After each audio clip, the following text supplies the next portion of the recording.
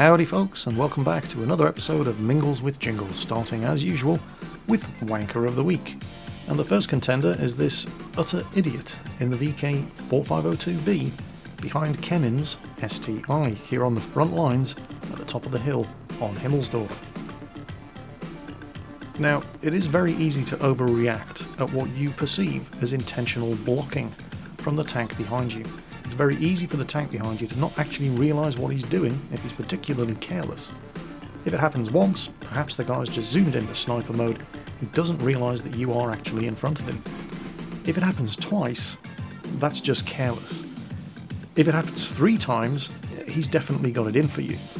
If he actively starts pushing you out in front of enemy tanks, well, at that stage it doesn't really matter whether he's doing it on purpose or whether he's just completely incompetent. He is now officially more of a menace to your own team than he is to the enemy.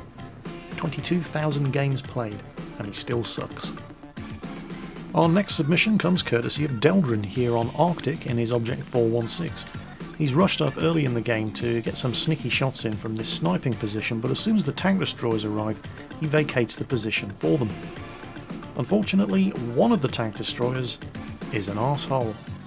You see, no sooner has the ISU-152 arrived on that ridgeline than he decides, no, this is my ridgeline, I'm not sharing it with anybody, and immediately starts pushing the Panther and the SU-122-44 off the ridgeline to their deaths in front of all the enemy guns. As you can tell by chat, neither the Panther nor the SU-122 drivers are particularly amused by this. Strangely, they didn't see the funny side. As you can see from the team lists, the ISU driver has actually gone blue at this stage, so not only is he pushing enemy tanks to their deaths, he's also done some deliberate direct damage to them. Deldrin comes back to intervene, just a little too late, but in time to witness the ISU pushing the SU-122-44 off the edge of the cliff. Deldrin decides to take matters into his own hands. Now, even though the ISU-152 has now turned blue and is officially a free kill for anybody, with no consequences, Deldrin is not actually trying to kill him here.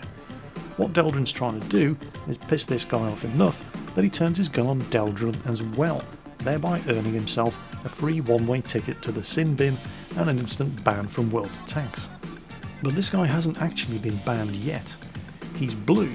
Blue is a warning. Blue is the game's way of saying, watch yourself, Sonny Jim, we've got our eye on you, any more of that funny business and you're going to get banned. So what Deldrin is doing is provoking this guy into doing just enough damage that the auto ban ticket kicks in and this guy ends up with a one-way ticket to the sin bin. And that should... yep, that's done it. This guy's now been banned. And that, boys and girls, is justice. But the winner of this week's Wanker of the Week are not those two T1 Cunninghams in a tier 10 match, and it's not that IS7 who platooned up with them in order to get them into a tier 10 match, although they're on the prize list. This is pretty much an entire team event, particularly friendly artillery and one of our E100s. Have a look over there and watch the back chat 15555. He's being an arsehole. I really don't know where to start with this one. Of course, you've got the idiots in the failed platoon, the IS-7 and the T1s. Then you've got the Batchat driver who is trolling this IS-7 mercilessly and provoking him into doing exactly what he just did. The Batchat driver is then going to have the brass balls of trying to act innocent in chat, as if he hadn't done anything wrong, while the M53 puts a shot into the IS-7 from the rear. The IS-7 turns blue because he was stupid enough to shoot a friendly tank inside a cap circle, and then it all just descends into chaos and anarchy. The E100 starts getting stuck in, the objects, he's a bot. World of Tanks, you so silly.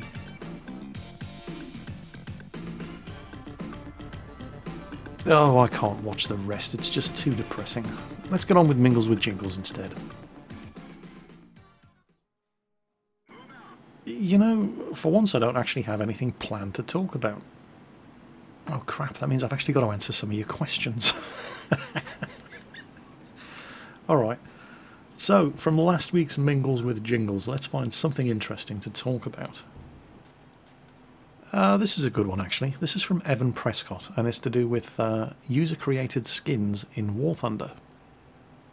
Evan wants to know, Jingles, now that people can put custom skins on their aircraft in War Thunder, do you think it would be an issue if people use this feature to put historical Nazi markings on German planes?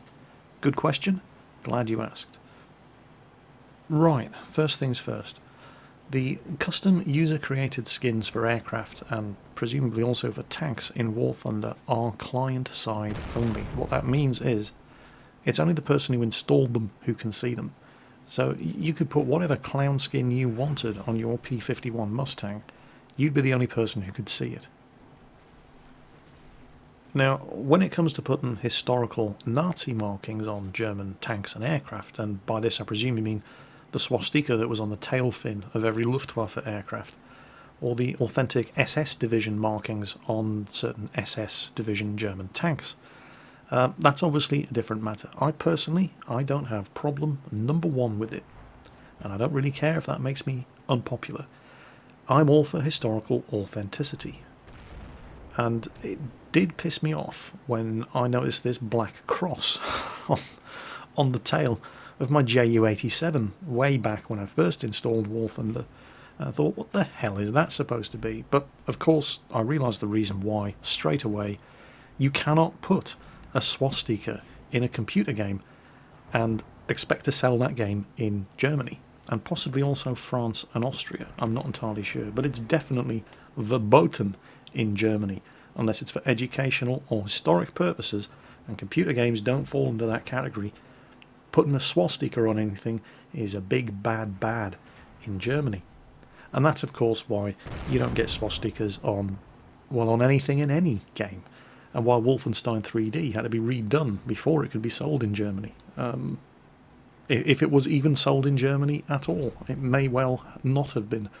I can remember a German friend coming over to London many years back, sorry, not Wolfenstein 3D, Return to Castle Wolfenstein, and he was delighted to come over to London because it meant he could actually buy a copy of the game. It just wasn't available in Germany because of all the Nazi imagery and iconography. So, while I do understand why you can't officially have authentic historical markings on all of your tanks, I do understand the reason why you can't, even though I, regret the fact that that's the kind of world we live in. And I was a little short-sighted when it came to the whole user-created skin thing, because I naturally expected the worst, as I always do. And just thought, yeah, people are just going to use it to draw massive cocks on the side of their tanks and aircraft. And I'm sure that's going to happen, but because it's client-side only, we don't have to see it. And I assumed, because I didn't really think about it too much, that that was going to be, pretty much all user-created skins were good for. And somebody actually point out to me in the comments of a video or on a YouTube post, well, actually, Jingles, if you think about it, because I am always going on about particularly my Western Allied aircraft in War Thunder, I love the Normandy invasion stripes that you get on the wings of certain aircraft, certain of the Spitfires and certain of the Mustangs, and I would love the option of having them on more of my aircraft. Well, custom user skins. I can have them on all of my aircraft. And if I bemoan the lack of the historically authentic tail markings on Luftwaffe aircraft, well, user-created skins can fix it. It's actually a really, really clever move on Gaijin's behalf. You can have your historically accurate markings on your aircraft, and you don't run the risk of offending anybody because you're the only one who's going to see them. Gaijin have actually found a way to have your cake and eat it. It's a really, really good idea. And, I think there's a lesson that we can learn there, because if you compare and contrast that with the heavy-handed way Wargaming handled the whole issue of Stalinist inscriptions on Soviet vehicles in World of Tanks, it was a bit of a disaster. You see, in World of Tanks, you're not allowed to have 2nd SS Panzer Division inscriptions on the side of your Tiger, but it's perfectly okay to have for Stalin on the side of the turret of your T-34, because we're okay with certain mass-murdering fuckheads, just not with certain others. You can just imagine how much the Eastern European World of Tanks community loved that one, Poland in particular, as well you can understand. And I personally don't have a problem with being able to have the inscription in Russian for Stalin on the side of a Russian tank. In exactly the same way I don't have a problem with being able to have the insignia of an SS Panzer Division on the side of a tank that was used by SS Panzer Divisions. I'm all for historical authenticity.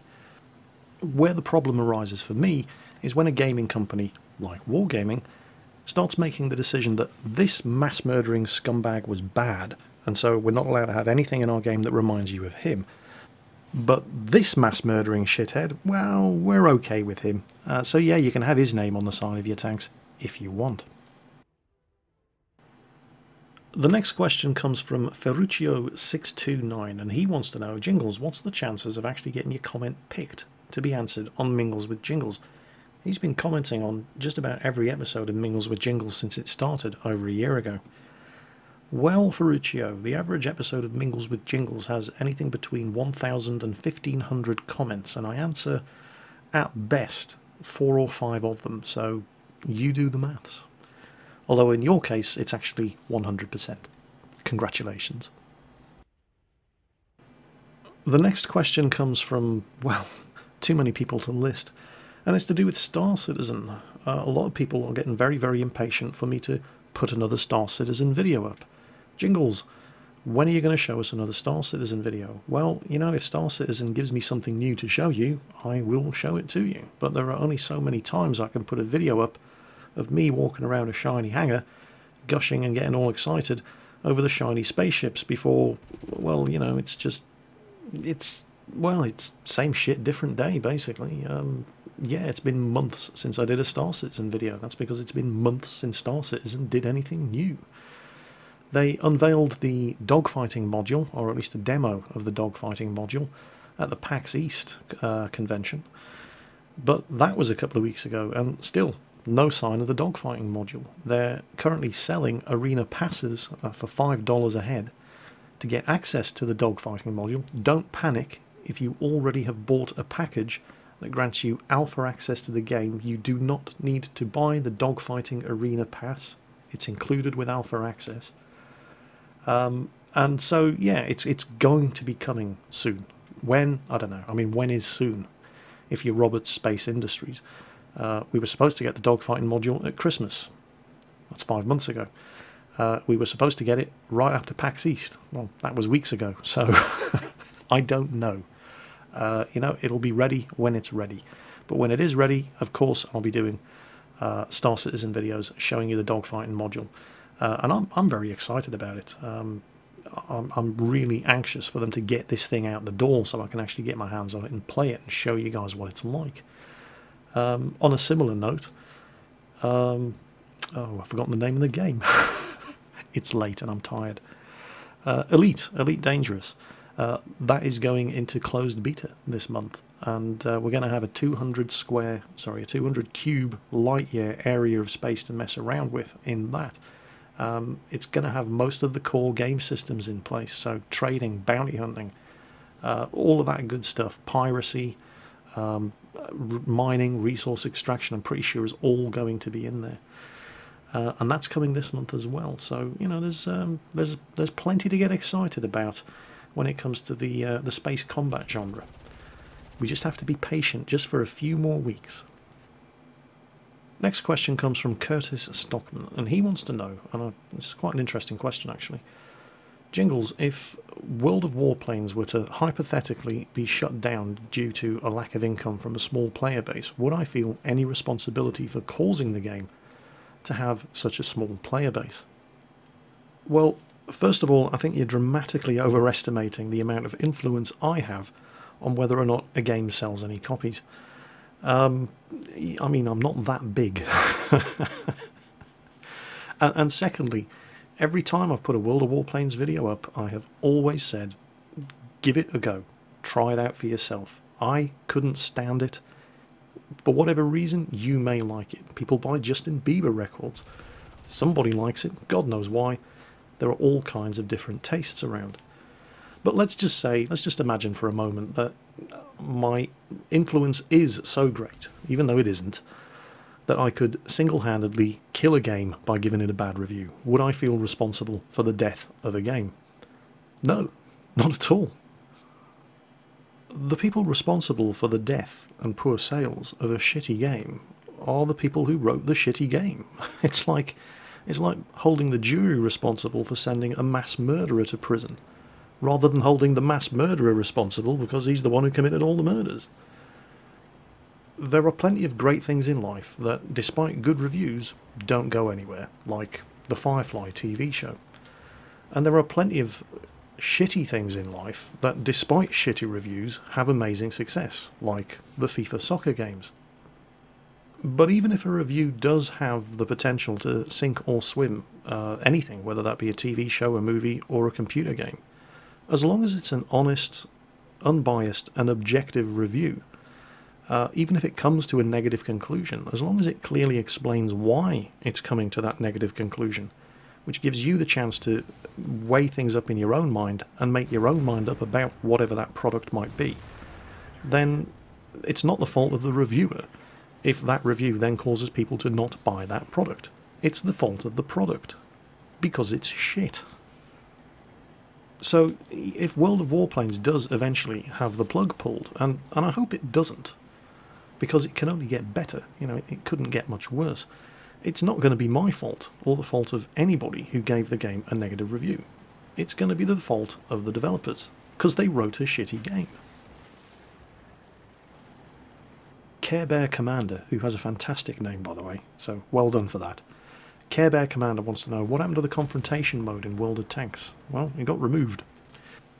Just in case there's anybody out there who doesn't actually know what confrontation mode was, and you would be surprised, there are people playing World of Tanks right now who don't realise historical battles are in the game. I'm not making this up. You would be amazed at how many people just click the play button and don't actually read the news that pops up on the launcher, but hey, it's a big old world. Confrontation battles were kind of the forerunner of the current historical battles which you get in World of Tanks, and basically it was just each team consisted only of vehicles of the same nationality. Unfortunately, it just didn't work, and what would typically happen is, for example, you'd queue up a tier 6 machine and find yourself in a confrontation battle which consisted of 15 Hellcats on the American side and 15 Nassauns on the German side. You can imagine how interesting that was. What made Confrontation different was that it wasn't a specific battle type like team training, team battles, company battles, or historical battles. It wasn't something that you specifically had to queue up for. It was just another game mode like encounter, assault, random battles, and there was always a random chance that you would end up in a confrontation battle. As I understand it, however, if you platooned up and everybody in your platoon was the same nationality, you stood a much, much greater chance of getting into a confrontation battle. So you didn't often get into that kind of game, but when they did, it was usually 15 Hellcats versus 15 Nassauns, and it just wasn't working. So they removed it from the battle rotation, and nobody's really missed it. It was kind of a poor man's version of the current historical battles that you get in World of Tanks. And it's possible that they put it in just as a sort of way of testing the water to see how historical battles was likely to be received, but it's no longer in the game. I don't think anybody really misses it. And I wouldn't be at all surprised if most people hadn't even noticed it was there in the first place. This next one's a shout out. This comment was posted on last week's Mingles with Jingles by German Onofrio. And he has a friend called Herman, and apparently it's his birthday today. So he wanted a shout out for Herman the German. How can I not wish Herman the German a happy birthday? Today, on the 5th of May 2014. Herman the German, fantastic. Actually, I guess that should be fantastisch. Happy birthday, Herman the German. I hope you have a great day, and many more to come. Next question comes from Captain Spears, and this was a long-ass question, so I'm going to summarise it. His basic question was, what do you think about the high number of tank destroyers in World of Tanks in tier 7 to 10 games? First of all, Captain, or can I call you Ronald? I must say, big fan of your work, and my congratulations on your upcoming promotion to Colonel and appointment as Commandant of Spandau Prison. Rudolf Hess is going to be one of your star prisoners, and he's going to absolutely hate your guts, which makes you all right in my book. But to answer your question, yeah, I'm actually quite surprised we didn't see it coming. I think the thin end of the wedge with regards to the current tank destroyer situation started back in patch 7.5 with the introduction of the tier 10 tank destroyers.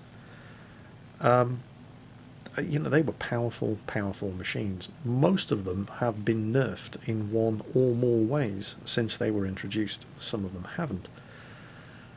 And then, of course, there was the second line of German tank destroyers that got introduced. The Waffenträgers, leading up to, well, machines like the Rheinmetall Borsig at tier 8, which has a very, very dangerous gun and is very, very stealthy. The Waffenträger Panzer IV, which has a very, very dangerous gun and is very, very stealthy. And then the Waffenträger E100, which is another one of those machines that can just kill anybody in the game while taking very, very little return damage because it empties its gun so quickly, and it doesn't even have to use premium ammunition. The standard ammunition alone on the 128mm gun, hell, it doesn't even have to fire a full clip of ammo to kill a mouse. And so, you've got machines like this in the game. Is it really any surprise that so many people are grinding tank destroyers in order to get them? No, it probably shouldn't be any surprise. And I'm pretty sure Wargaming are aware of this, based on the way they've been changing certain of the maps that have had changes made to them over the course of the last couple of patches. We're seeing a lot of concealment being removed and maps being remodelled so they're not quite as tank destroyer friendly. And that's great news, unless you're in a tank destroyer that has absolutely no armour and relies on stealth for staying alive. And of course the side effect of removing concealment from the map has a knock-on effect on passive scouting. Those light tanks that like to rush forward, hide in a bush somewhere and light up the enemy team. It's making life a lot harder for the light tank drivers as well. And so, as you're noticing, particularly in high-tier games where there are lots and lots of tank destroyers on both teams, it just degenerates, or has the potential, doesn't always, but it does have the potential to degenerate into a huge boring camp fest where everybody is terrified of being the first one spotted because they know they're just going to get unloaded on by a whole bunch of tank destroyers that nobody has a clue of spotting. And of course this doesn't happen in every tier 7 to 10 game, but I think it's happening in enough of them for Wargaming to take notice and start to take steps to address it. And one of the ways that they are addressing it is they have gone on the record as saying they want to rebalance the light tanks. And I think this is well overdue. If you look at a tank like the Chaffee, for example, it is the back in the day, tier 5 was as high as light tanks went. Before the French were introduced with their tier 6, 7 and 8 light tanks, and the Chinese with their tier 6, 7 and 8 light tanks, tier 5 was as high as it went. And so the Germans had the VK2801, the Americans had the M24 Chaffee, and the Russians had the T50-2. Well, the Chaffee is the only tier 5 light tank of the original tier 5 end-of-line light tanks that still exists in the game, and it still has tier 10 matchmaking. The situation with light tanks in World of Tanks at the moment is a bit of a mess, particularly light scout tanks, the kind of light tanks that get scout matchmaking. Not all of them do. And oh god, I've just realised I better say it now before everybody jumps all over it in the comments, although it's probably already too late. Yes, I know the VK2801 is still in the game, but it's not a tier 5 light tank anymore, it's a tier 6 light tank. And it doesn't get as brutal matchmaking as the Chaffee does. But where were we? Yes, the whole deal with tank destroyers. I think the way Wargaming are going to address the... I hesitate to use the word dominance of tank destroyers in high-tier games, but the prevalence of tank destroyers in high-tier games is...